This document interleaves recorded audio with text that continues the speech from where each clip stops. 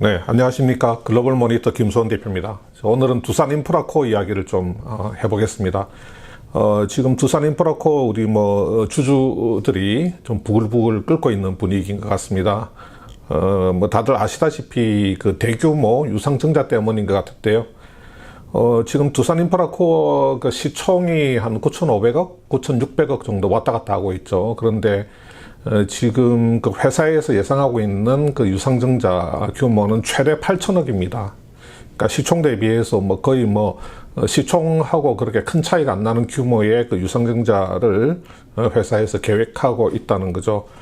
유상증자에 앞서서 또 무상 감자까지 계획되어 있기 때문에 주가가 좋은 움직임을 보일 수가 없습니다. 자료를 보면서 말씀을 드릴 텐데요. 우선은 왜 이렇게 8,000억이나 되는 유상증자를 해야만 하는가? 물론 거기에는 어떤 내막이 있고 곡절이 있습니다. 그 내막과 곡절에 대해서 좀 설명을 드리고 이 8,000억 유상증자 이게 미칠 수 있는 영향 이런 거에 대해서 조금 설명을 드리도록 그렇게 하겠습니다. 우선 자료를 보시면 두산 인프라코어 차트죠. 오늘은 그 주가가 2.5% 정도 아까 좀 보니까 오르고 있는 것 같은데 최근의 움직임이 이렇습니다. 되게 그 부진한 모습을 보이고 있고요. 자, 우선은 이렇죠. 조금 히스토리를 한번 살펴봅시다. 우선은 이제 두산중공업이 그 인프라코어를 가지고 있었죠. 30%. 두산 인프라코어의 사업을 굳이 나누자면, 자회사 관리하는 투자 사업 부문하고, 실제 회사의 본 사업인 건설 중장비 사업 이렇게 하고 있었고, 자회사 중에 제일 큰 회사로는 이제 두산 밥캣 이렇게 가지고 있었죠. 자, 이 상황에서 이 두산 인프라코어를 인적 분할합니다. 여기 투자 사업을 하는 투자 회사하고 건설 중장비 사업을 하는 사업 회사로 분할을 하게 됩니다. 자, 그래서 여기 두산 인프라코어를 코어에서 투자 회사를 투자 부문을 떼내어서 신설 회사로 만들면 남아있는 두산 인프라코어 전속 회사는 건설 중장비업을 하는 회사. 자, 여기서 중요한 게 건설 중장비업을 하는 두산 인프라코어를 전속 회사로 하고 자회사 지분을 가지고 있는 이 투자 회사를 떼내어서 신설 회사로 만들었다. 이게 중요한 겁니다. 자, 그리고 기존 대주주인 두산중공업은 두 회사 모두에 대해서 30% 지분을 가지고 여기 신설 투자회사 밑에는 두산 밥캣 지분이 이렇게 가는 겁니다. 왜 이렇게 하는 겁니까? 지금 이렇게 인적 분할을 하는 이유는 지금 건설 중장비업을 하는 두산 인프라코어는 현대 제뉴인의 그러니까 현대중공업 지주 산하에 건설 중장비 중간 지주 회사인 현대제뉴인에 이게 매각이 됩니다. 이게 매각하기로 예정돼 있기 때문에 두산중공업 입장에서는 이 밥캣을 넘길 수는 없거든요. 이 두산 인프라코어를 이렇게 인적 분할을 하지 않고 통으로 매각하면 두산 밥캣 지분까지 같이 딸려가게 되니까 이런 식으로 투자회사, 건설중장비회사 두 개로 분할해서 투자회사 밑에 두산 밥캣 지분을 이렇게 달아놓고 그 다음에 이 투자회사를 두산중공업에다가 이렇게 합병을 시켜버리는 겁니다. 다시 말해서 분할을 하면서 바로 분할한 회사를 합병을 시키는 형태, 우리가 이걸 분할 합병이라고 하죠.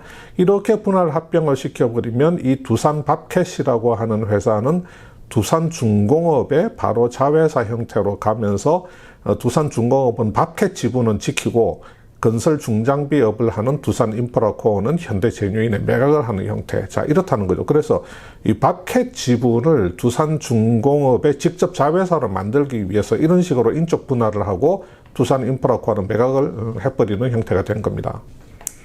자, 여기서 어떤 문제가 발생되느냐. 우선은 두산 인프라코어 주주들한테 과세 문제가 발생됩니다. 이 분할 과정에서.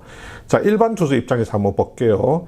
자, 일반 주주들이 기존의 두산 인프라코어 가지고 있는 지분이 38%거든요. 그러니까 회사를 두 개로 분할하고 나서도 두산인프라코어 지분도 38%, 그 다음에 신설한 투자회사 지분도 38%, 이렇게 두 회사 모두에 대해서 38% 지분을 이렇게 가지게 되죠. 그런데 이 투자회사는 두산중공업에다가 이렇게 합병을 시켜버린다고 했습니다. 이 투자회사가 중공업에 합병이 되니까, 자, 일반 주주들이 가지고 있는 투자회사 지분 38%는 그냥 중공업에 넘어가 버리고, 그 대신에 두산중공업이 신주를 발행해서 일반 주주들한테 보상을 해준단 말이죠.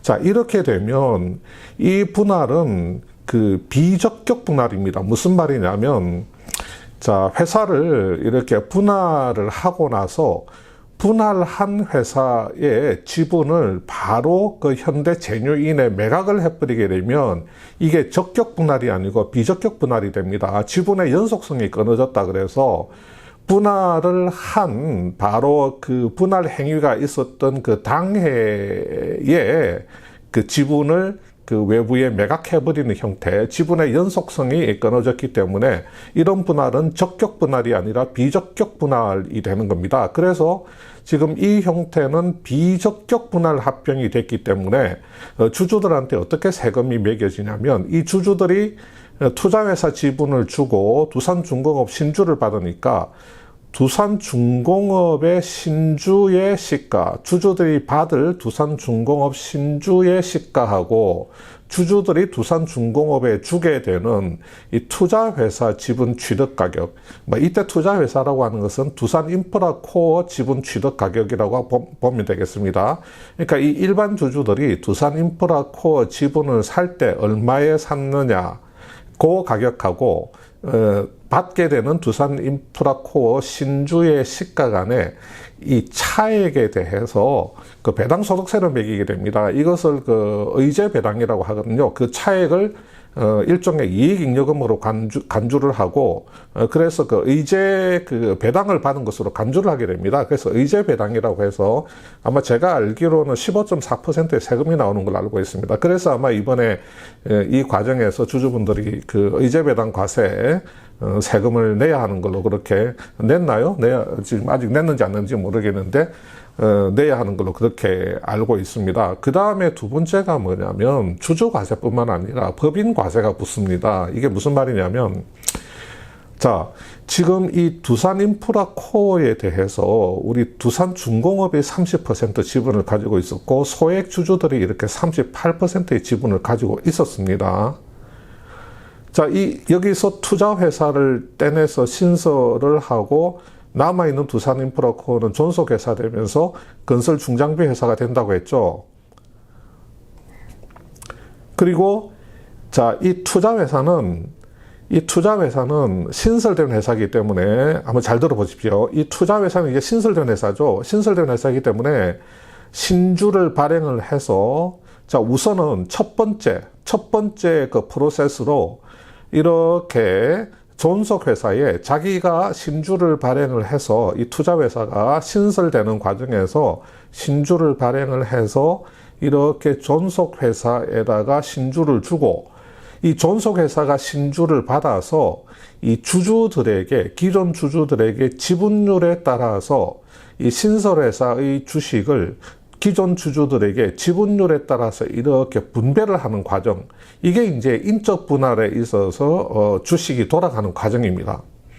자, 우리가 인적 분할을 하게 되면, 인적 분할이 다 끝나고 나면 기존 주주들은 분할된 두 회사에 대해서 똑같이 지분율을 가지게 됩니다. 다시 말해서 존속회사인 두산인프라코어와 또 신설회사인 투자회사 지분을 두산중공업도 각각 30% 가지게 되고, 우리 소액 주주들도 38%인데, 존속회사도 38%, 신설회사도 38% 가지게 된다. 이게 이제 인적 분할의 원리 아닙니까? 그런데 그렇게 최종적으로 두 회사에 대해서 지분을 가지게 되는 그 프로세스가 이렇게 된단 말이죠.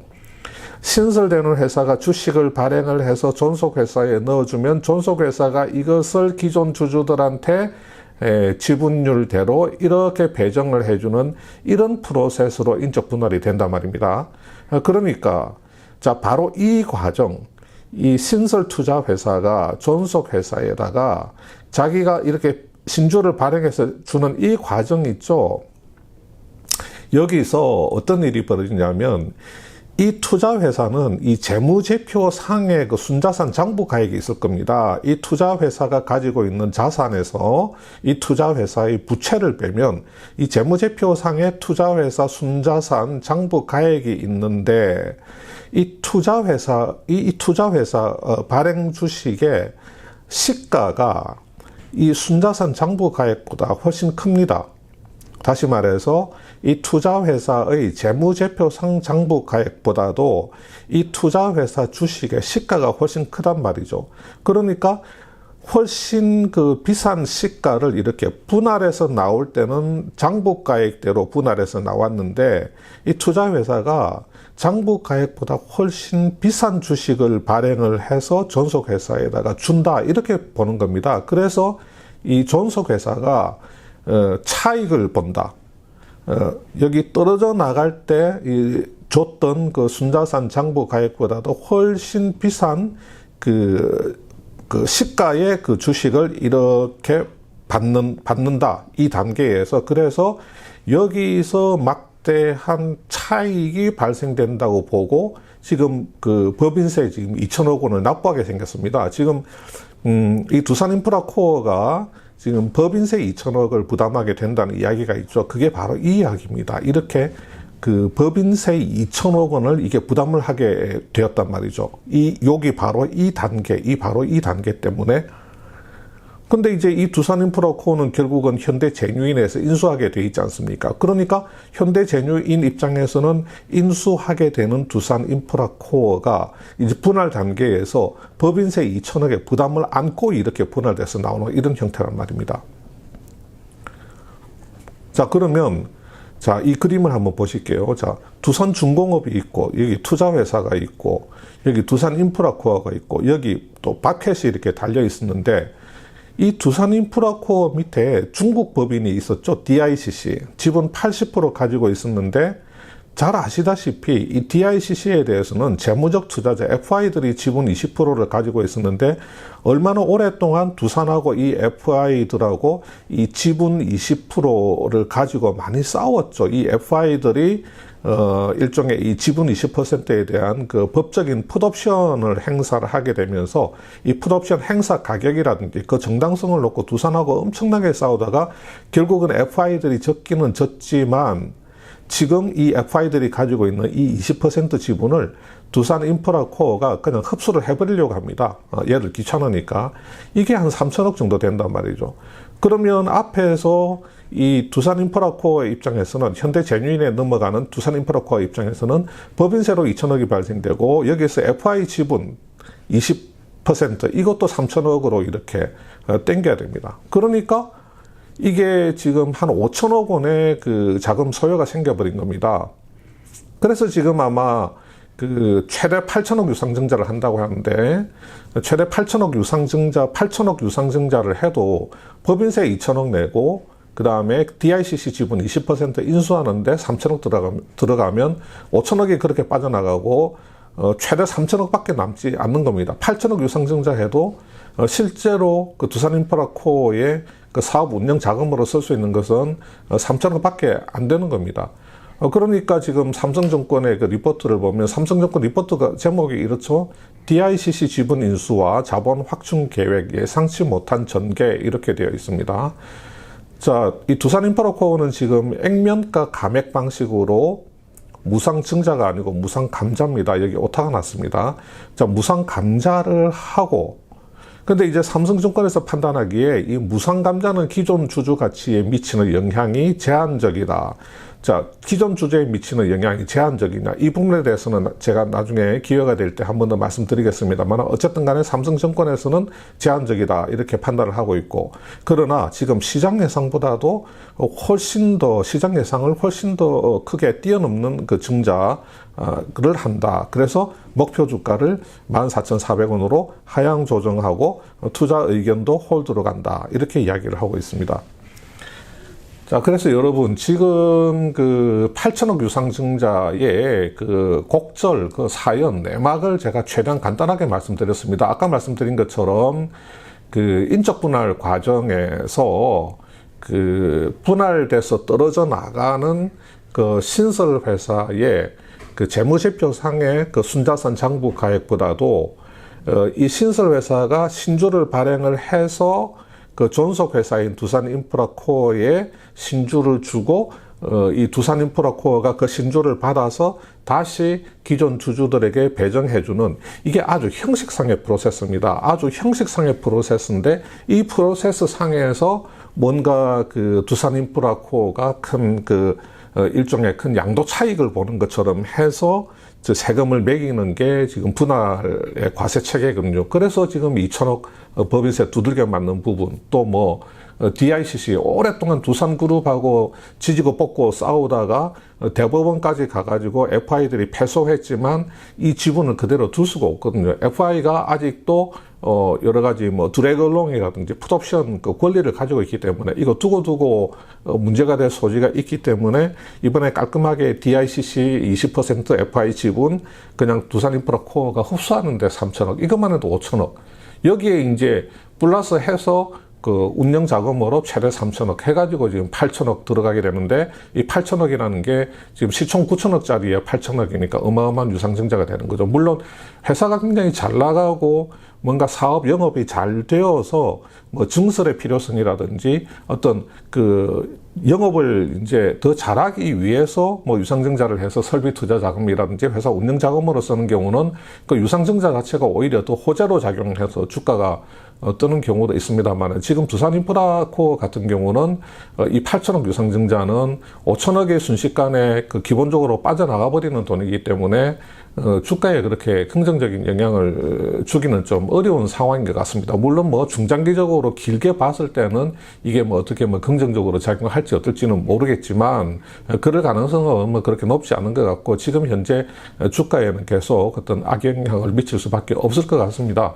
지금 뭐 9월 중순인가요? 9월 10일, 11일? 제가 정확하게 기억은 못 하겠는데, 그때 두산인프라코어 뭐 주총이 있고, 이 주총을 앞두고 뭐 주주들이 뭐 굉장히 지금 뭐 주주 게시판에도 좀 난리가 난 것 같고, 이번에 이제 9월 10일 주총은 그 무상감자 안이 의결되는 그런 주총인데, 벌써부터 이제 무상감자 안부터 뭔가 막아야 된다, 뭐 그런 움직임도 좀 거세게 좀 일고 있는 것 같습니다.